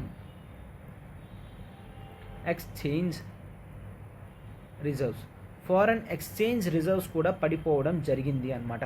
so అందుకనే ఇప్పుడు వీళ్ళకి లాంగ్ టర్మ్ డ్యామేజెస్ అనేవి జరుగుతున్నాయి అని చూస్తాము. క్లియర్? అయితే ఫుడ్ కానీ మెడిసిన్స్ కానీ అన్నీ కూడా ప్రాబ్లమ్స్, షార్టేజ్లో ఉంది అని చూస్తామన్నమాట. అండ్ జనరల్గా ప్రతి ఒక్కరికి ఇచ్చే కాస్ట్స్ ఆఫ్ జనరల్గా bread, rice, dal daily use చేసే ఫుడ్స్ కూడా అట్లీస్ట్ 50% దాటి ప్రతి లాస్ట్ 6 months నుంచి పెరుగుతూ వస్తుంది అని మనం చూస్తాం. సో ఇంత గ్రేవ్ సిచ్యువేషన్లో శ్రీలంక అనేది ఉంది అని చూస్తాం. అయితే ఇటువంటి టైంలో ఇండియా ఏ విధంగా హెల్ప్ చేసిందో ఒక్కసారి చూడండమ్మా. ఇండియా టోటల్గా శ్రీలంకకి $3.5 బిలియన్ వరకు హెల్ప్ చేయడం జరిగింది. ఈ ఎకనామిక్ క్రైసిస్ సిచ్యువేషన్లో 3.5 బిలియన్ అంటే తను అవుట్ సైడ్ పే చేయాల్సిన ఫారెన్ ఎక్స్చేంజ్ రిజర్వ్స్ కానివ్వండి, లేదంటే ఎకనామిక్ కెటాస్ట్రోఫ్ నుంచి తట్టుకునేటట్టు ఇవ్వడం కానివ్వండి, అండ్ ఆ తర్వాత గవర్నమెంట్ మిస్మేనేజ్మెంట్, కరప్షన్ వల్ల వచ్చిన ప్రాబ్లమ్స్ ఏవైనా కానివ్వండి, వాటన్నిటినీ తట్టుకొని 3.5 బిలియన్ అనేది హెల్ప్ చేయడం జరిగింది ఇండియా అన్నమాట. సో అండ్ ఇది మాత్రమే కాదమ్మా, మన ఇండియాలో ఉన్న తమిళనాడు పీపుల్ వాళ్ళు కూడా శ్రీలంకకి సెపరేట్గా వాళ్ళ తరపున వాళ్ళు హెల్ప్ చేయడం జరిగింది అన్నమాట. ఏంటి, వాళ్ళు ఫుడ్ అనేవి ఎప్పటికప్పుడు గవర్నమెంట్కి, శ్రీలంకన్ గవర్నమెంట్కి పంపిస్తూనే ఉన్నారు. ఓకే, సో అయితే బట్ ప్రాబ్లం ఎక్కడ, అది నిజంగానే తమిళనాడు వాళ్ళు ఇచ్చిన ఫుడ్ని శ్రీలంక గవర్నమెంట్ వాళ్ళు ప్రజలకి చేరవేస్తున్నారా, అండ్ ఇచ్చింది ఫ్రమ్ ఇండియన్ గవర్నమెంట్ అని చెప్తున్నారా లేదా అనేది కూడా డౌట్ ఉంది. బట్ అయినా కూడా మన వాళ్ళు హ్యుమానిటేరియన్ మెషర్స్తో పంపించడం అనేది జరుగుతుంది అనమాట. ఓకే, సో అందుకనే ఇక్కడ ఆథర్ కూడా ఏం చెప్తున్నారంటే, ఇట్లాగా తెలియకుండా పంపించేదానికన్నా మోర్ మీనింగ్ఫుల్ మెషర్స్ అనేవి తీసుకుంటే అక్కడ శ్రీలంకన్ పీపుల్కి హ్యాపీ, అండ్ ఆ తర్వాత మనకి కూడా ఇచ్చాము అన్న గ్యారంటీ కూడా ఉంటుంది అని చెప్తున్నారు. అయితే మీరు ఇక్కడ చూస్తే మనం ఎటువంటి మెషర్స్ తీసుకోవాలని చెప్తున్నారు, మనం క్లియర్గా ఎంప్లాయ్మెంట్ మెషర్స్ అనేవి ఇండియాలో ఎలా తీసుకుంటున్నాం, ఎంజీ నరేగా స్కీమ్తో ఇస్తున్నాం, అవునా, కంపల్సరీ ఎంప్లాయ్మెంట్, అవునా. సో కంపల్సరీ ఎంప్లాయ్మెంట్ కాబట్టి దీని ప్రకారం జనరల్గా ఏంటి, 100 daysకి మనం అమౌంట్ అనేది ఇస్తున్నాం, అవునా. ఇటువంటి ఎంజీ నరేగా స్కీమ్ లాంటిదే సస్టైనబుల్గా తయారు చేసి శ్రీలంకలో ఇంప్లిమెంట్ చెయ్యాలి అని చూస్తామన్నమాట. అండ్ అదే విధంగా జనరల్గా సోషల్ సేఫ్టీ నెట్స్ కూడా ప్రొవైడ్ చేయాలి. సార్ సోషల్ సేఫ్టీ నెట్స్ అంటే గ్రాట్యుటీ పేమెంట్ కానీ, పెన్షన్ సిస్టమ్స్ కానీ, ఓకే, హెల్త్ ఇన్సూరెన్స్ మెషర్స్ కానీ, క్లియర్, పెన్షన్స్ కానీ, హెల్త్ ఇన్సూరెన్స్ కానీ ఇవన్నీ కూడా సోషల్ సేఫ్టీ నెట్స్లోకి వస్తాయి. ఓకే, అంటే సోషల్ పరంగా ఏ ప్రాబ్లం వచ్చినా ఫ్యామిలీకి ఏమీ కాకుండా ఉంటుంది అన్నమాట. క్లియర్? సో అందుకనే సోషల్ సేఫ్టీ మెషర్స్ అని మనం చూస్తాము. ఫైన్. సో అయితే ఇక్కడ చూడండి, ఆల్రెడీ సోషల్ సేఫ్టీ మెషర్స్ అనేవి శ్రీలంకలో ఉన్నాయి, బట్ అవి సరిపోవు అని చూస్తాం. అంటే అక్కడ గవర్నమెంట్ మంత్లీ ₹900 అంటే ఇండియన్ రూపీస్లో చూసుకుంటే కేవలం 900 మాత్రమే వస్తుంది. 900 అంటే ఎవరికి సరిపోతుంది, అసలు ఎవరికి కూడా సరిపోదు అని చెప్తున్నారనమాట. క్లియర్? ఒక ఇండివిజువల్కి సరిపోన్నప్పుడు అది ఫ్యామిలీకి ఏ విధంగా సరిపోతుంది. సో అందుకనే క్లియర్గా గవర్నమెంట్ ఏం చెప్తుంది, ఇప్పుడు ఆథర్ అంటున్నారనమాట, ఎంజీ నరేగా స్కీమ్ లాంటిది అక్కడ తీసుకొని రావాలి అని చెప్తున్నారు. అండ్ దాని ఇంప్లిమెంటేషన్ ఎలా ఉండాలో చెప్తున్నారు చూడండమ్మా. ఎంజీ నరేగా స్కీమ్తో మనం 100 to 120 days of fixed employment create చేయాలి. అండ్ అయితే దాంట్లో పేమెంట్ చేసేది 70% వరకు కైండ్ రూపంలో చేయాలి, కేవలం 30% మాత్రమే క్యాష్ రూపంలో చేయాలి. 30% అనేది క్యాష్లో చేయాలి, 70% కైండ్ రూపంలో చేయాలి. సార్ కైండ్ రూపంలో అంటే ఏంటి, ఇక్కడ కైండ్ రూపంలో అంటే క్యాష్ అనేది ఇవ్వమమ్మా. ఏమిస్తాము, వీట్ ఇస్తాము, రైస్ ఇస్తాము, కావాల్సిన డాల్స్ ఇస్తాము, కిరోసిన్ ఇస్తాము, అర్థమవుతుందా, ఫ్యూయల్స్, ఫుడ్స్ లాంటివి ఇచ్చాము అంటే అది లాంగ్ టైంలో వాళ్ళకి బెనిఫిట్ అవుతుంది అనమాట. సో ఈ ఫుడ్ కాంపోనెంట్ ఏదైతే ఉందో అది ప్లస్ క్యాష్ కాంపోనెంట్స్ కలిపి ఇచ్చాము అంటే ఆ ఫ్యామిలీ అనేది ఇన్ఫ్లేషన్ ప్రెషర్ నుంచి పక్కకు వస్తుంది అండ్ మనకి ఫుడ్ వస్తుంది, ఇన్కమ్ వస్తుంది. కాబట్టి ఆ ఫ్యామిలీస్ యొక్క ఇమోషనల్ సపోర్ట్ కూడా బ్యాలెన్స్డ్గా ఉంటుంది అండ్ వాళ్ళ ఫిజికల్ కండిషన్స్ కానీ వాళ్ళ న్యూట్రిషనల్ కండిషన్స్ కానీ రెండు కూడా సేఫ్గా ఉంటాయి. కేవలం క్యాష్ ఇచ్చుకుంటూ పోతే ఇన్ఫ్లేషన్ అనేది కంట్రోల్లోకి రాదు. సో ఫస్ట్ కైండ్ రూపంలో మనం ఫుడ్ ఇచ్చాము అంటే ఫుడ్ గురించి వాళ్ళు పెట్టుకునే పరిస్థితి పోతుంది. అవునా, ఫుడ్ గురించి ఎప్పుడైతే పెట్టుకునే పరిస్థితి పోతుందో ఉన్న క్యాష్ అంతా కూడా ఇన్ఫ్లేషన్కి ఎఫెక్ట్ కాకుండా మనకి వాళ్ళు ఖర్చు పెట్టుకోగలరు అనమాట. సో ఈ విధంగా ఉండేటట్టు తయారు చేయండి అని చెప్పడం జరిగింది. ఓకే, అండ్ ఆ తర్వాత ఎవరికైతే ట్రైనింగ్ కావాలో ఇంటర్న్షిప్స్ అనేవి ప్రొవైడ్ చేయండి. ప్రైవేట్ సెక్టర్ వాళ్ళని ఇండియన్స్లో ఎవరైతే ఉన్నారో వాళ్ళని ఎంకరేజ్ చేయండి వాళ్ళకి జాబ్స్ స్కిల్స్ పెంచడంలో. అండ్ ఇండియాలో రైజ్ అయ్యే కార్పొరేట్ సోషల్ రెస్పాన్సిబిలిటీ ఎక్కడైతే ఉంటుందో ఆ ప్రాజెక్ట్స్ని కొన్ని శ్రీలంకలో ఇప్పుడు అప్లై చెయ్యండి అని చెప్తున్నారనమాట. సో అర్థమవుతుంది కదమ్మా. అయితే ఇక్కడ జనరల్గా చూస్తే వీళ్ళందరికీ కూడా ఎక్కువ ఫండింగ్ కావాలి అని చెప్తున్నారు.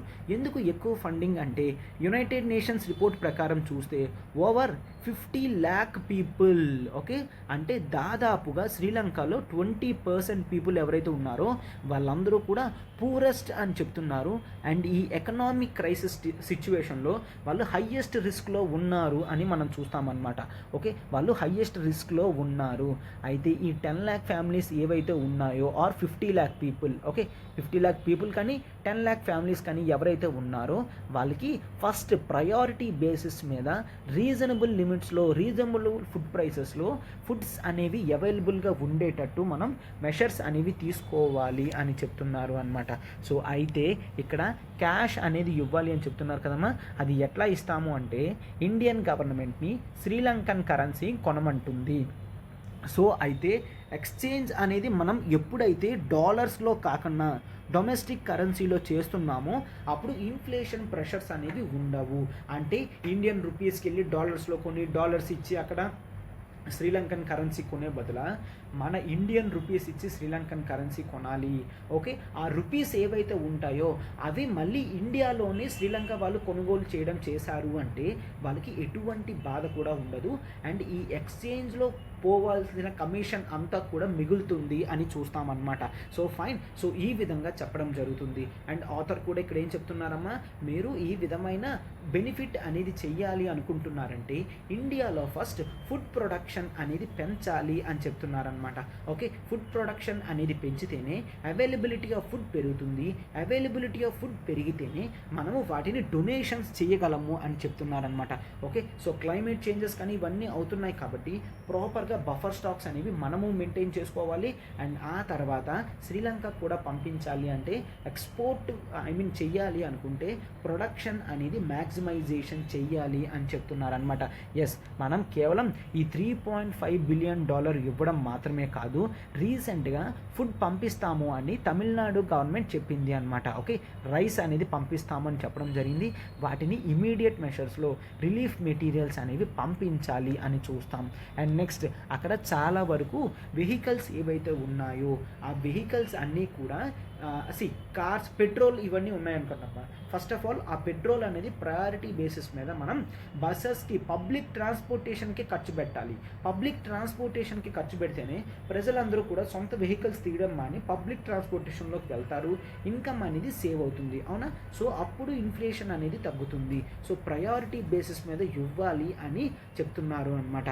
సో అండ్ నెక్స్ట్ ఒక్కసారి చూడండి అమ్మా, 1990స్లో సివిల్ వార్ అనేది ఎండ్ అయిన తర్వాత 2000స్లో అక్కడ ఇండియన్ గవర్నమెంట్ ఏం చేసిందమ్మా, హౌసింగ్ ప్రోగ్రామ్ అనేది తీసుకొని రావడం జరిగింది. అంటే శ్రీలంక నార్త్లో, శ్రీలంక ఈస్ట్లో హౌసింగ్ ప్రోగ్రామ్స్ అనేవి తీసుకొని రావడం జరిగింది. ఈ హౌసింగ్ ప్రోగ్రాంలో వలన చాలామందికి ఇండియన్ గవర్నమెంట్ ఫ్రీగా హౌసెస్ కన్స్ట్రక్షన్ చేసి ఇవ్వడం జరిగింది. అంటే ఇక్కడ మనం హ్యుమానిటేరియన్ మెషర్స్ అనేవి తీసుకొని రావడం జరిగింది. సో దీంతో మనం సోషో ఎకనామిక్ బెనిఫిట్స్ అనేవి రీప్ చేయగలము. Socio economic benefits. Socio economic బెనిఫిట్స్ని పొందగలము అండ్ ప్రజల యొక్క రికవరీ చూడగలం, వాళ్ళ డిగ్నిటీ ఎన్ష్యూర్ అవుతుంది. వీటన్నిటినీ కూడా మనం క్లియర్గా చూస్తాము అనమాట. సో ఈ ప్రోగ్రామ్ అనేది ఓవరాల్గా కాంప్రిహెన్సివ్గా సపోర్ట్ చేస్తుంది కాబట్టి ఇటువంటి వాల్యూ ఎడిషన్స్ అన్నిటినీ కూడా యాక్సెప్ట్ చేసుకొని ముందుకు వెళ్ళాలి అని ఆథర్ చెప్తున్నారనమాట. సో చూసారు కదమ్మా, ఆర్టికల్లో మనం ఇంకా శ్రీలంకన్ గవర్నమెంట్కి ఎంత హ్యుమానిటేరియన్ మెషర్స్లో చేయగలమో అని ఆర్టికల్ క్లియర్గా చెప్పింది అనమాట.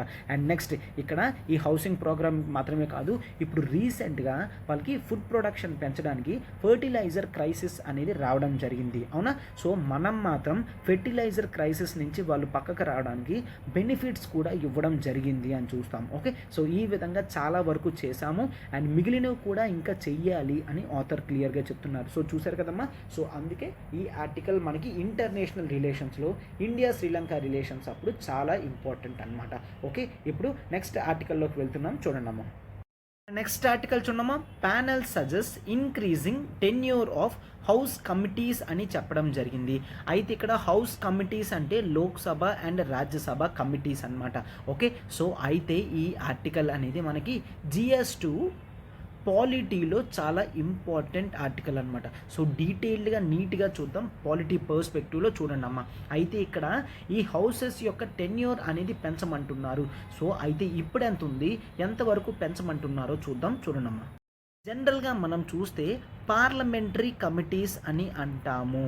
ఓకే, పార్లమెంటరీ కమిటీ అసలు వీటిని ఎందుకు తీసుకొని రావడం జరిగింది. అయితే పార్లమెంట్లో చాలామంది సభ్యులు కూర్చుంటారు, అవునా. పార్లమెంట్ మనం చూస్తే లోక్సభ రాజ్యసభ చూస్తాం.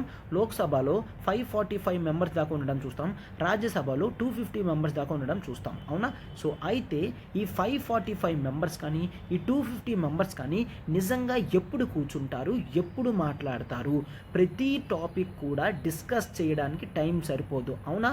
సో అందుకని ఆ వెసులుబాటు కల్పించడానికి మనం కొంత పార్లమెంటరీ కమిటీస్ కింద డివైడ్ చేయడం జరిగింది. ఆ ఎక్స్క్లూజివ్ కమిటీస్ అనేవి వర్కింగ్ చూసుకుంటాయన్నమాట. సో అయితే ఆ పార్లమెంటరీ కమిటీస్ని మనం చూడండి ఎలా డివైడ్ చేయడం జరిగింది, స్టాండింగ్ కమిటీస్గా చెప్పడం జరిగింది. స్టాండింగ్ కమిటీస్, కొన్ని స్టాండింగ్ కమిటీస్ అనేవి ఉంటాయమ్మా, కొన్ని అడ్హాక్ కమిటీస్ అనేవి ఉంటాయి. స్టాండింగ్ కమిటీస్ అంటే ఏం చూస్తాం, ఇక్కడ ఖచ్చితంగా ఆ కమిటీస్ అనేవి మనకి కన్ఫామ్గా ఉంటాయి. అడ్హాక్ అంటే కేవలం అవసరం ఉన్నప్పుడు క్రియేట్ చేస్తాం, తర్వాత క్లోజ్ చేస్తాం. స్టాండింగ్ కమిటీకి ఎగ్జాంపుల్స్ ఒక్కసారి చూడమ్మా. మనం మెయిన్ ఎగ్జాంపుల్స్ అనేవి చూసాము అంటే మనం జనరల్గా ఎస్టిమేట్స్ కమిటీ అని చూస్తాం. Okay, so estimates committee, main public account committee అని చూస్తాం, PAC పబ్లిక్ అకౌంట్స్ కమిటీ అని చూస్తాము. అండ్ ఆ తర్వాత committee on public sector undertaking చూస్తాం, committee on public sector undertaking చూస్తాం. ఈ విధంగా స్టాండింగ్ కమిటీస్ అనేవి చూస్తాము. అడ్హాక్ కమిటీస్ అనేవి అవసరానికి తగ్గట్టుగా మనం యూజ్ చేసి కమిటీ అనేది క్లోజ్ చేయడం జరుగుతుంది అన్నమాట. సో ఈ విధంగా తీసుకొని రావడం జరిగింది. ఇప్పుడు రీసెంట్గా జనరల్గా మనం ఏం చూస్తాం, రాజ్యసభలో వెంకయ్య నాయుడు గారు ఒక కమిషన్ని పెట్టడం జరిగింది. అండ్ ఆ కమిషన్ కొన్ని రిపోర్ట్స్ని తయారు చేయమడం జరిగింది అనమాట. అంటే ఏంటి, సజెషన్స్ కూడా ఇవ్వడం జరిగింది. పార్లమెంట్ సెక్రటేరియట్ అనేవి ఎట్లా వర్క్ చేయాలి, ఈ పార్లమెంటరీ కమిటీస్ ఏ విధంగా వర్క్ చేయాలి అనేది చెప్పడం జరిగిందనమాట. సో అందులో భాగంగా ఇచ్చిన రికమెండేషనే ఇది.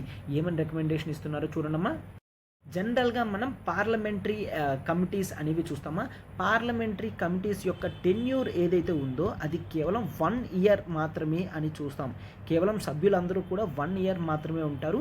ప్రతి కమిటీలో కూడా నెంబర్ అనేది డిఫరెన్స్ ఉంటుంది అన్నమాట. అంటే అన్ని కమిటీల్లో సేమ్ ఒక్కరు మాత్రమే ఉండరు, అందరూ కూడా చేంజ్ అవుతూ ఉంటారు. నెంబర్ కానీ ఇదంతా కూడా చేంజ్ అవుతుంది అని మనం చూస్తాం, రైట్. సో అది పార్లమెంటరీ కమిటీస్లో మనం చూడడం జరుగుతుంది. ఈ టెన్యూర్ 1 ఇయర్ అయితే ఏదైతే ఉందో దాన్ని 2 ఇయర్స్కి పెంచడం జరిగింది. ఎందుకంటే 1 ఇయర్లో చాలా వరకు మనకి అవి సరిపోవచ్చు, సరిపోకపోవచ్చు. అవునా? అంటే ఇక్కడ టైం అనేది సరిపోతుంది అంటే ఫైన్, సరిపోకపోతే కొత్త మెంబర్స్ వస్తారు, మళ్ళీ కొత్త మెంబర్స్ మళ్ళీ ఫస్ట్ నుంచి రివైజ్ చేయాల్సి వస్తుంది. అవునా? ఎంక్వైరీస్ కానీ ఇవన్నీ కూడా టోటల్గా ఫస్ట్ నుంచి చెయ్యాలి అని మనం చూస్తాం. అవునా? సో అందుకనే 1 ఇయర్ నుంచి 2 ఇయర్స్ పెంచండి అని చెప్తున్నారనమాట. అండ్ నెక్స్ట్ ఇంకా జనరల్గా చూస్తే ఫీల్డ్ విజిట్స్కి వీళ్ళు వెళ్ళడం జరుగుతుందన్నమాట. ఫీల్డ్ విజిట్స్ని పెంచాలి అన్న ఉద్దేశంతో చేయడం జరిగింది. ఇంతవరకు 10 డేస్లో అట్లీస్ట్ 2 ఫీల్డ్ విజిట్స్ అనేవి చూస్తాం. ఇప్పుడు దాన్ని 15 డేస్ చేసి 3 ఫీల్డ్ విజిట్స్కి పెంచడం జరిగింది. అంటే ఎక్కువ ఫీల్డ్ విజిట్స్కి వెళ్తే వాళ్ళకి క్లియర్గా ఆన్ రోడ్ ఏం జరుగుతుందో తెలుస్తుందన్నమాట. ఎక్స్పీరియన్స్ అనేది లైవ్ ఎక్స్పీరియన్స్ వాళ్ళు చేయగలుగుతారు అని చూస్తాం. ఓకేనా? అండ్ ఇదే కాదమ్మా, దీంట్లోనే కాదు, even departmental related standing committees కూడా ఉంటాయి. డిఆర్సిఎస్, డిపార్ట్మెంట్ రిలేటెడ్ స్టాండింగ్ కమిటీస్ అనేవి చూస్తాం. ఆ డిపార్ట్మెంట్ రిలేటెడ్ స్టాండింగ్ కమిటీస్లో కూడా మనం జనరల్గా ఎక్కువ టైం ఇవ్వాలి అని చూస్తాం. లైక్ ఎగ్జాంపుల్ చూస్తే మినిస్ట్రీ ఆఫ్ కామర్స్లో మనం చూస్తాము, మినిస్ట్రీ ఆఫ్ హోమ్ అఫేర్స్లో కూడా హోమ్ అఫేర్స్కి సపరేట్ కమిటీ ఉంటుంది, నార్త్ ఈస్ట్ అఫేర్స్ చూసుకోవడానికి సపరేట్ కమిటీ ఉంటుందన్నమాట. అండ్ కమిటీ ఆన్ ఇండస్ట్రీస్ చూసుకుంటే స్మాల్ స్కేల్ ఇండస్ట్రీస్ కానీ హెవీ ఇండస్ట్రీస్ కానీ అది చూసుకుంటుంది. And committee on science and technology చూసుకుంటే సైన్స్ అండ్ టెక్నాలజీ వేరేగా, స్పేస్ ఇష్యూస్ అనేవి వేరేగా, ఎర్త్ సైన్సెస్ వేరేగా, అటామిక్ ఎనర్జీ వేరేగా చూడడం జరుగుతుంది అని మనం చూస్తాం. అర్థమవుతుంది కదా? అవన్నీ కూడా డిపార్ట్మెంట్ రిలేటెడ్ స్టాండింగ్ కమిటీస్ అనేవి చూస్తామన్నమాట. అండ్ నెక్స్ట్ జనరల్గా ఈ కాంప్రహెన్సివ్ స్టడీ అయిపోయిన తర్వాత మనం ఏం చూస్తాం, వీళ్ళు ఎక్కువ యాక్సెసిబుల్గా ఉండాలి అని చూస్తామన్నమాట. ఎవరైతే stake holders and general public ఉన్నారో వాళ్ళు ఈ కమిటీస్కి యాక్సెసిబుల్గా ఉండేటట్టు డిజైన్ చేయమని అడగడం జరిగింది. అంటే ఇప్పుడు జనరల్గా చూడండి, మనం వాళ్ళతో మాట్లాడలేము. అవునా? ఈ కమిటీస్ వాళ్ళతో డిస్కస్ చేయడానికి అవ్వదు. బట్ ఇక్కడ ఏం చెప్తున్నారు, అట్లా కాకుండా వాళ్ళని యాక్సెసిబిలిటీ అనేది పెంచమనండి అని చెప్తున్నారు అనమాట. సో దీంతో మనం ఏంటి, క్లియర్గా అన్నీ కూడా ఇష్యూస్ అనేవి చూడాలి. సెక్రటేరియట్లో మనకి చాలా వరకు క్లమ్జీగా స్ట్రక్చరైజేషన్ ఉంది, దాన్ని మార్చాలి అని చెప్తున్నారనమాట. ఓకే, ఒక 10 లేయర్ హైరార్కీ అనేది సెక్రటేరియట్లో ఉంటుందేమో, అవన్నీ తీసేసి ఈజీగా ఉండేటట్టు చేయమని చెప్తున్నారు. సో ఈ రికమెండేషన్స్ అన్నీ ఇస్తున్నారమ్మా. అయితే మనం ఇన్ జనరల్గా అసలు స్టాండింగ్ కమిటీ యొక్క ఇంపార్టెన్స్ ఏంటి, మెరిట్స్ ఏంటి అనేది చూద్దాం. సో బ్యాక్గ్రౌండ్ చూసాం, ఆర్టికల్ చూసాం. ఇన్ జనరల్గా అవుట్ ఆఫ్ కాంటెక్స్ట్ ప్రకారం మనం జనరల్గా ఏం చూస్తాము, మెరిట్స్ ఆఫ్ స్టాండింగ్ కమిటీ కూడా చూస్తాము. చూడండి అమ్మా, మెరిట్స్, రైట్? సో ఈ స్టాండింగ్ కమిటీ యొక్క మెరిట్స్ అనేది ఏంటో చూడండి. సో మనం ఆల్రెడీ అవి కూడా డిస్కస్ చేయడం జరిగింది. So but first of all చూస్తే ఇక్కడ పార్లమెంటరీ స్టాండింగ్ కమిటీస్లో పార్టీ బయాస్ లేకుండా ఉంటారు. ఎందుకంటే అందరూ కూడా అన్ని పార్టీస్ రిప్రజెంటేషన్ వాళ్ళు ఉంటారు కాబట్టి it divide of party bias. Clear? Party bias అనేది ఇక్కడ ఉండదు అని చూస్తామన్నమాట. అండ్ ప్రొసీజర్ ఏదైతే ఉంటుందో అది మోర్ ఫ్లెక్సిబుల్గా ఉంటుంది. లోక్సభలో ఉన్న ప్రొసీజర్ కన్నా మెంబర్స్ మాత్రమే కూర్చుంటారు, అంటే 20-30 మెంబర్స్ మాత్రమే కూర్చుంటారు కాబట్టి మోర్ ఫ్లెక్సిబుల్గా ఇది ఉంటుంది అన్నమాట. అండ్ నెక్స్ట్ జనరల్గా చూస్తే పార్లమెంటరీ కంట్రోల్ అదేమీ కూడా ఇక్కడ ఉండదు. సో వాళ్ళు ఫ్రీగా చాలా ఓపెన్గా ప్రతి డిస్కషన్ కూడా చేయగలరు అనమాట. కంటిన్యూస్గా in depth and comprehensive discussions, okay, in depth and comprehensive discussions అనేవి జరుగుతాయి. క్లియర్?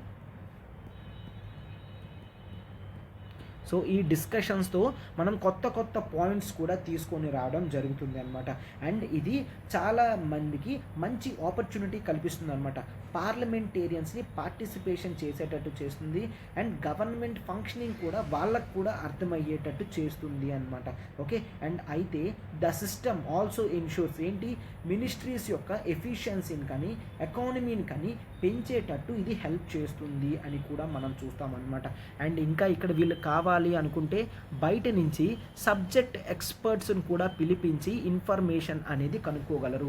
వాళ్ళకి ఉన్న ఇన్ఫర్మేషన్ అనేది సరిపోవట్లేదు అని వాళ్ళు అనుకుంటున్నారంటే బయట సబ్జెక్ట్ ఎక్స్పర్ట్స్ యొక్క ఇన్ఫర్మేషన్ కూడా వీళ్ళు తెలుసుకోవచ్చు, వాళ్ళని పిలవచ్చు అనమాట.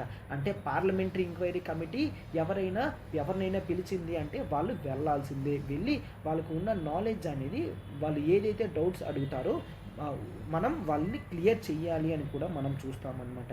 అయితే మెయిన్ ఫస్ట్ ఆఫ్ ఆల్ ఏంటి అంటే ఇక్కడ పార్లమెంటరీ కమిటీస్లో క్లియర్గా అపోజిషన్ వాళ్ళు కూడా క్రూషియల్ రోల్ అనేది ప్లే చేస్తారు అని మనం చూస్తాం. ఓకే, క్రూషియల్ రోల్ అనేది వాళ్ళు కూడా ప్లే చేయడం అనేది జరుగుతుంది అనమాట. సో అర్థమవుతుంది కదమ్మా, ఈ విధమైన ఇన్ఫర్మేషన్ మనకి సరిపోతుంది అనమాట. మెరిట్స్ అనేవి చాలా ఉన్నాయి. సో అందుకనే కాంప్రిహెన్సివ్ అనాలిసిస్ చేసి వచ్చిన ఈ రికమెండేషన్స్ అనేవి గవర్నమెంట్ మార్పులు చేర్పులు చేస్తే చాలా ఇంపార్టెంట్ అనమాట.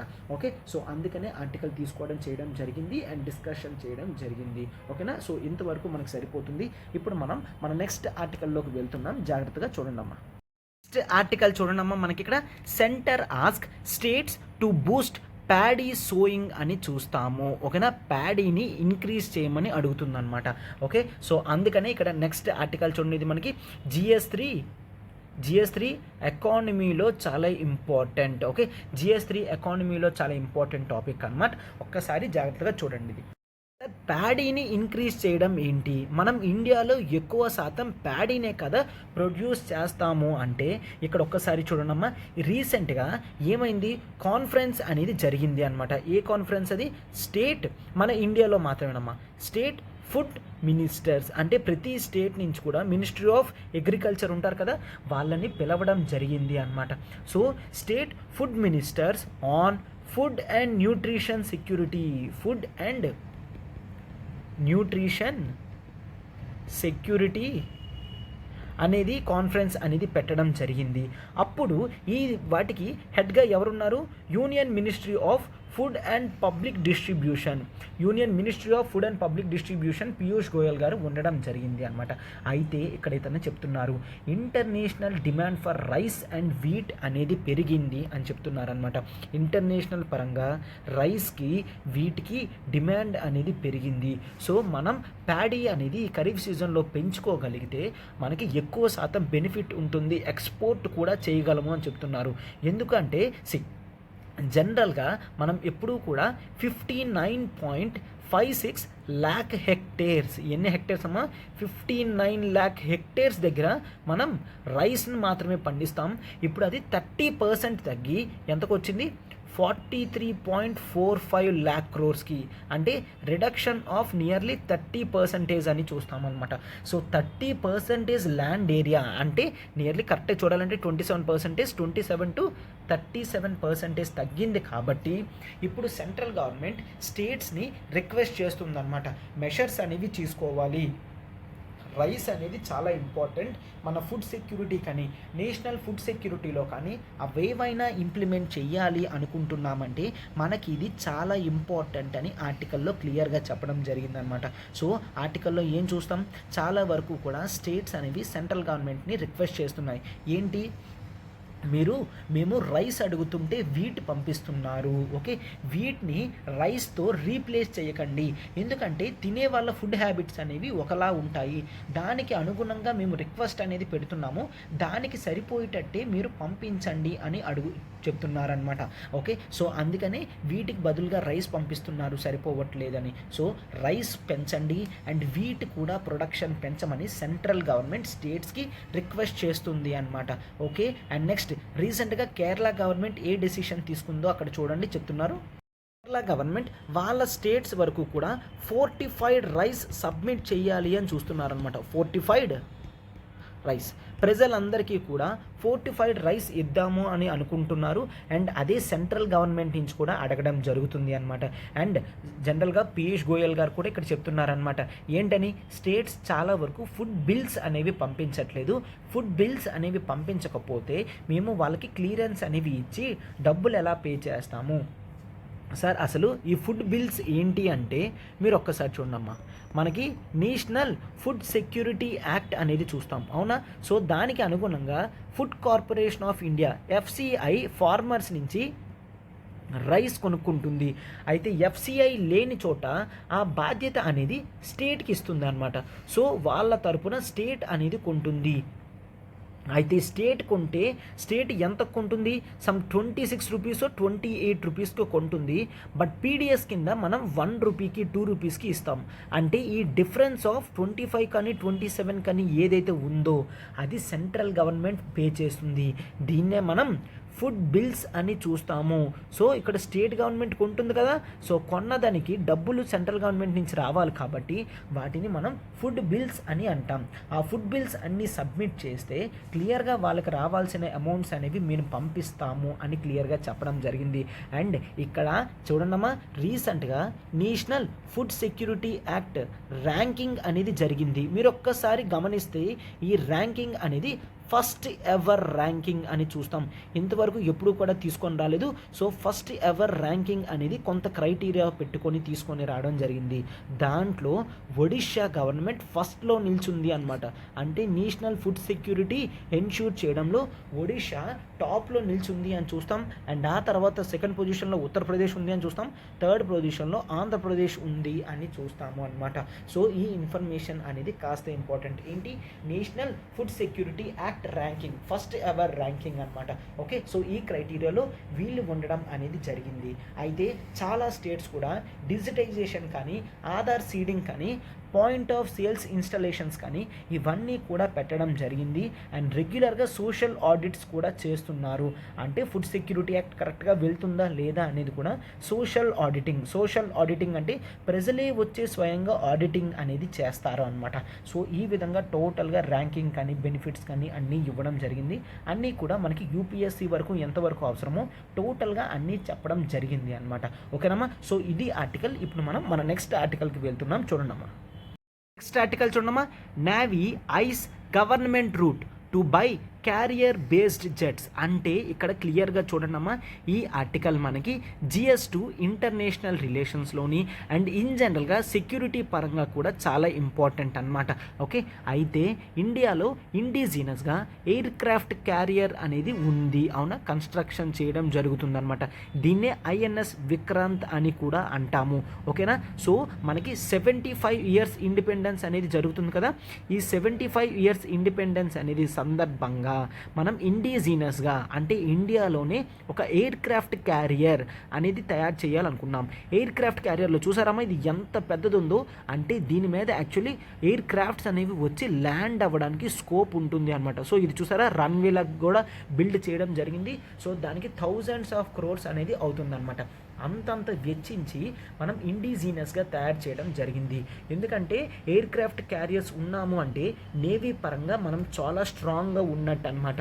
ఇప్పటికీ కేవలం మనకి ఒకే ఒకటి ఉంది, అది కూడా రష్యా నుంచి తీసుకొచ్చిన INS విక్రమాదిత్య. ఓకే, సో వాటికి ఎడిషనల్గా ఇప్పుడు మనం ఫస్ట్ టైం ఇండిజినస్గా INS విక్రాంత్ అనేది చేసుకొని వస్తున్నాం అనమాట. సో అందుకని ఇప్పుడు నేవీ వాళ్ళు చూస్తున్నారు ఏంటి, Indian government and foreign governments intergovernmental అగ్రిమెంట్స్లోకి వెళుతూ వాళ్ళు ఏం చేయాలి, ఎవరెవరితో, ఫ్రాన్స్తోని అమెరికాతోని అగ్రిమెంట్స్ పెట్టుకోవాలన్నమాట. ఏంటి, ఈ ఎయిర్ క్రాఫ్ట్ క్యారియర్స్కి స్పెషల్గా సూట్ అయిన ఎయిర్ క్రాఫ్ట్స్ని మనం తయారు చేసుకున్నామంటే మనం మోస్ట్ ఈజీగా ఎయిర్ క్రాఫ్ట్ క్యారియర్ని అండ్ ఆ ఎయిర్ క్రాఫ్ట్స్ని కూడా యూజ్ చేయగలము అని చెప్తున్నారనమాట. ఓకే, సో అందుకనే ఫ్రాన్స్కి సంబంధించిన డసాల్ట్ కంపెనీతో కానీ, అమెరికాకి సంబంధించిన బోయింగ్ కంపెనీ వాళ్ళతో కానీ మాట్లాడుతూ మనం డసాల్ట్ కంపెనీ నుంచి ఏంటమ్మా రఫేల్ ఫైటర్ జెట్స్ కొంటున్నాం, అవునా, బోయింగ్ కంపెనీ నుంచి F-18 ఎయిర్ క్రాఫ్ట్స్, ఇక్కడ చూడండి డసాల్ట్ రైఫిల్ కానీ F-18 ఆఫ్ బోయింగ్ కానీ రెండు కూడా కొనుక్కోవాలి అని చూస్తామన్నమాట. సో ఇది ఎప్పుడైతే మనం చేసుకోగలుగుతామో అప్పుడు క్లియర్గా మనకి బెనిఫిట్ అనేది ఉంటుంది అని చెప్తున్నారమ్మా. ఓకే, సో అంతే, ఇంకా అంతకన్నా లేదు. ఆ F-18 super Hornet air crafts అని అంటాము. అది వార్ సిచ్యువేషన్స్లో వాటి కెపాసిటీస్ చూపిస్తూ బాగా చేయడం అనేది జరుగుతుంది. ఓకే, ఆల్రెడీ మనం ప్రొక్యూర్ చేసేవి తగ్గించేసాం. For example 57 57 twin engine aircrafts కొంటాము అని చెప్పి టోటల్గా 26కి తగ్గించేయడం జరిగిందనమాట.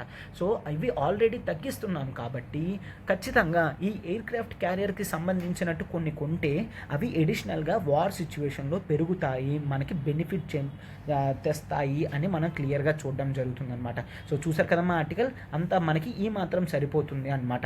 ఓకే, ఒక ఎయిర్ క్రాఫ్ట్ క్యారియర్ అనేది మనం నేవీలో యూస్ చేయడం జరుగుతుంది, మన నేవల్ కెపాసిటీస్ పెంచడానికి బాగా యూజ్ అవుతుంది అనమాట.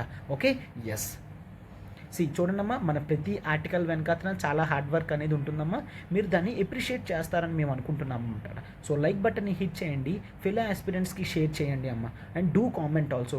క్లాసెస్ ఎట్లా ఉన్నాయో అనేది కామెంట్ చేస్తే మాకు మరింత రిజువనేషన్ అనేది ఇస్తుంది అనమాట. Okay, ultimate current affairs programme for UPSC launch చేయడం జరుగుతుందమ్మా. Ultimate current affairs programme for UPSC అయితే ఇక్కడ చూడండి, ప్రిలిమ్స్ ప్లస్ మెయిన్స్లో మనకి కవర్ అవుతుంది. This would act as one stop solution. Okay, మీకు వన్ స్టాప్ సొల్యూషన్ లాగా మీకు కరెంట్ అఫైర్స్ అనేది సరిపోతుంది అనమాట.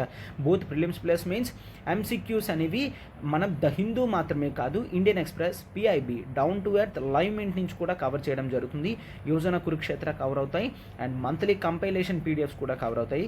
వీక్లీ క్విజెస్ కవర్ అవుతాయి, monthly grand test and revision series before prelims అనేది మీకు కవర్ అవుతుందన్నమాట. అయితే ఫీజు వచ్చేసి కేవలం 10,000 రూపీస్ మాత్రమే. ఫీజు కేవలం 10,000 రూపీస్ అన్నమా. అన్నీ టోటల్గా కవర్ అవుతూ మనం కేవలం 10,000కి మాత్రమే పెట్టడం జరిగింది. ఇక్కడ నెంబర్ చూడండి, 7893899553. ప్రత్యూష మ్యామ్కి కాల్ చేయండి అమ్మా. మీకు ప్రతిదీ కూడా తెలుసు, లైఫ్ టైం వ్యాలిడిటీ అనేది వస్తుంది. ఓకే, మనం కరెంట్ అఫైర్స్ అనేది కాంప్రహెన్సివ్గా కవర్ అవడానికి కేవలం ఎంసీక్యూసే కాదు, ఆన్సర్ రైటింగ్ సెషన్స్ కూడా స్టార్ట్ చేయడం జరిగింది. Answer writing both static plus dynamic మనం చూస్తామన్నమాట. It covers 1250 marks. Okay, essay కానీ GS 1 to 4 daily answer writing, corrections and feedbacks జరుగుతాయి. And dynamic parts from editorials, Yojana Kurukshetra ప్రతిదీ కూడా డిస్కస్ చేయడం జరుగుతుందన్నమాట. ఓకే, అండ్ అయితే మనకి దీంతో టెస్ట్ సిరీస్ అండ్ డిస్కషన్స్ కూడా ఉంటాయి.